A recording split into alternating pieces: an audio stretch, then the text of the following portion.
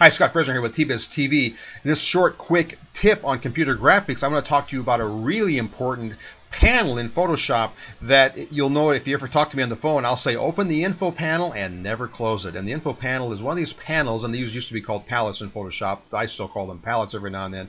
But the info panel reads levels of density. How often have you printed a design out and committed it to film out of Photoshop and found that what you thought was 100% area of the image is in halftone dots on your film? And you're freaking out going, it's the printer, it's the rip, and really it's because the image area that you were trying to print out was not 100%. And a lot of times you'll do separations in my program, t-biz, do them manually, and you'll think everything looks good. The red looks nice and solid, the black looks solid, it was solid on the original, and you print the films out, and it wasn't solid. And it's easy to check this with what's called the info panel. When I do separations, and I do them every day, all day long, I check every film, and I look at areas that I know should be 100% solid. Under base areas, under text should be 100%, and I read them with the info panel. The info panel doesn't lie. Let me show you what I mean about the info panel. Now, I'm in Photoshop CS6, and with other versions, it's always the same. To open up any panel, you go to Window, and we're going to come down to Info. It's called the Info panel. It opens up, and there it is right there.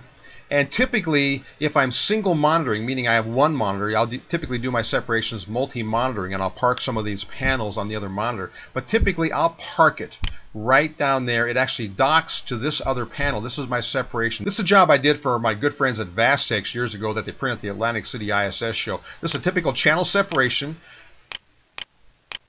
And so what I'll do is typically do my separations first, and then I'll look at the info panel. The info panel reads levels of density, and because a color separation, a channel separation in Photoshop is actually black and white. It's not in color, believe it or not, even though we assign a color to it. So I'm looking at a black and white channel that if I put the shirt color on, that's the underbase.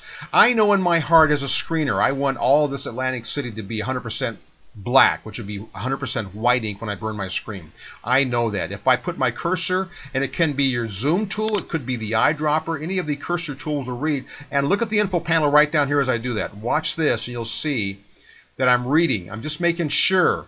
It wouldn't be uncommon to do a set of separations and find that this would read 95%, 94%, and if that's the case, you've got to tweak it. I'm reading this card across the edge. I want to read some of these areas. Now, other areas will read less. So they move my cursor around, they read less. Now, this file has been tweaked. If I wanted to make these areas, let's just cheat a little bit. I'm going to go to Tone Curve, and I'm just going to play a little bit and force this file to be a little wrong. Now I'm going to read, and you can see that the underbase is reading 86%. Looks black on the monitor. Seems to be black. You print the films out thinking that that's going to be a black area that'll burn on a mesh on a screen, and when you put white ink in, it'll be solid white, and it's 86%. To fix these things, you go to Tone Curve, Image Adjustments, Curves.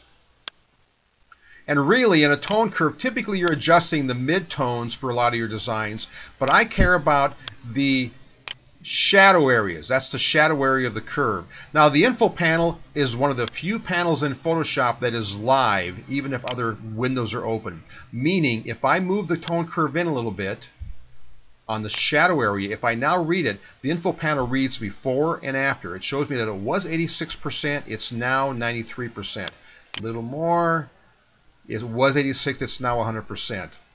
So the info panel shows you what it was and what it is. You check every one of your films.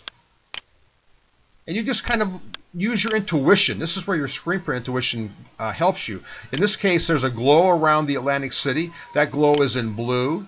I'm going to read the edge of that glow. See, that glow is 64%. No, it's 98%. Actually, that could be tweaked. What I might do is then I'm doing a shortcut to Tone Curve, Control-M. I'm on a PC. Open up Tone Curve.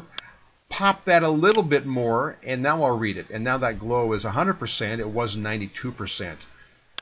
Because I know from my screen print intuition, I want that glow to be 100% where it's touching the edge there. And so you go through every one of your films when you're done separating, and you tweak, and you read. Now the same thing applies to original artwork. You get artwork in. Let me reduce the size of this real quick. That looks good, smells good, you think it's perfect. This is not separated. This is just a piece of original artwork. and you separate it, and all of a sudden your separations have these little halftone dots on one of your films everywhere in the film, and it's because you did not check the original. When you convert files from CMYK to RGB, which this file was converted, and when you build files on Adobe Illustrator or Corel Draw, sometimes when you convert them, colors shift. Let's read this with the info palette in the white area. And you can see that it is not dead white. And you're thinking it's close, and it is. Dead white is 255 levels of RGB. You can see this is close, but it is not exact. If I move the cursor around, it's probably going to move around a little bit. These are things you want to fix, because if you're using an automated program like t-biz says, I see a color there. I don't think that's exactly white. Now again, how do you fix these things? You go to Image Adjustments, Curves, and now we want to lighten just barely the highlight area. I'm going to bring it in a couple notches, and now we're going to read it. And again, it reads before and after. You can see that before I was not dead white. Now you can see that I am dead white. Same thing goes for files that have a black background, for dark shirts. This file looks good, smells good, but if I read it with the info panel, is this dead black? No, dead black is 0 levels of RGB. And again, these things happen when you convert from RGB or CMYK to RGB, when you bring files from other programs or different profiles. This is not dead white or dead black. You would think it is, and it wouldn't matter, but what's going to happen is, again, a program like t-biz says, I see not dead black there. And it's going to give you these little halftone dots everywhere on your underbase, because it says that wasn't no color, that was a color. Again, you fix these things by going to Image Adjustments, Curves, and now I want to go to the left-hand shadow side of the curve, bring it in just a nick. Now you see it changes the entire design, so you bring it in just a little bit.